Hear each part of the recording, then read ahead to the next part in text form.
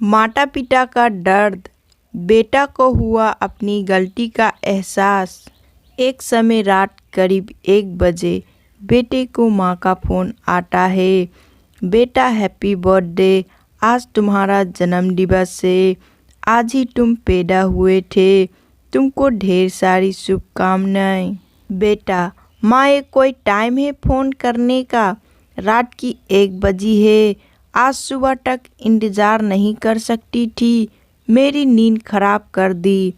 माँ ये सुनकर फ़ोन काट देती है, लेकिन कुछ देर बाद ही पिता का फ़ोन आता है।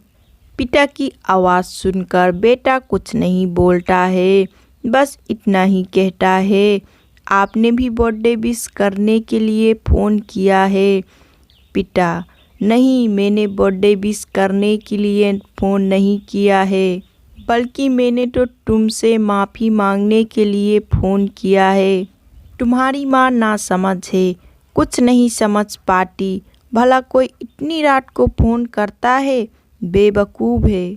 उसे पता नहीं कि तुम गहरी नींद में होगे।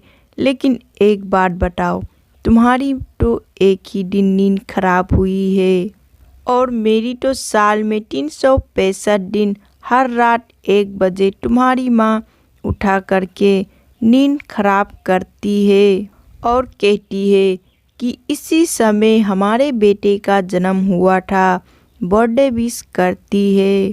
पिता फिर से कहता है, जानते हो जब तुम्हारा जन्म हुआ था तो तुम्हारी माँ ने अपनी जान की परवाह ना करते हुए तुम्हें इस दुनिया में लाने को कहा, क्योंकि डॉक्टर ने साफ कह दिया था कि इसमें से माँ की जान भी जा सकती है।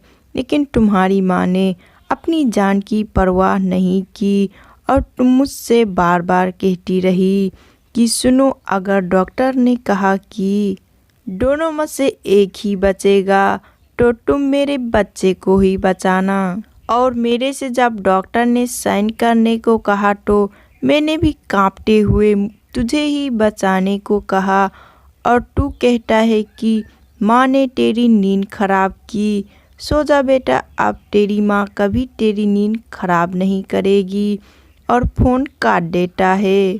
बेटा, अरे मैंने ये क्या कर दी? जिस माँ ने मेरे लिए इतना बलिदान दिया, मैं उसी के उपचारों को भूल गया। क्या मैं इतना बड़ा हो गया हूँ? उसे रात भर नींद नहीं आती है और सुबह दौड़ता हुआ घर पहुँचता है और माँ के कदमों में गिर जाता है। माँ, मुझे माफ़ कर दीजिए, ये मैंने क्या कर दिया? पिता, जा तू यहाँ से। मेरे कांधे में जब तक ताकत है तब तक मैं तेरी माँ की सेवा कर सकती हूँ। माँ, माफ़ी तो मांग रहा है, ये मान लीजिए ना। पिता, देखो, ये होती है माँ बेटे की लाख गलतियाँ होते हुए भी अपने बच्चों का बचाव करती है। अरे माँ के जैसा हृदय तो इस दुनिया में किसी का नहीं है। कितना दर्द और दुख सहती है, फिर भी अपने बच्चों की खातिर कभी थकती नहीं है। माँ तो बच्चों की रक्षा के लिए खुद की जान भी दांव पर लगा देती है। दोस्तों, ये कहानी आपको कैसी लगी? अगर पसंद आया होगा तो लाइक शेयर सब्सक्राइब ज़रूर कीजिएगा, और अपना कीमती समय देने के लिए बहुत बहुत धन्यवाद।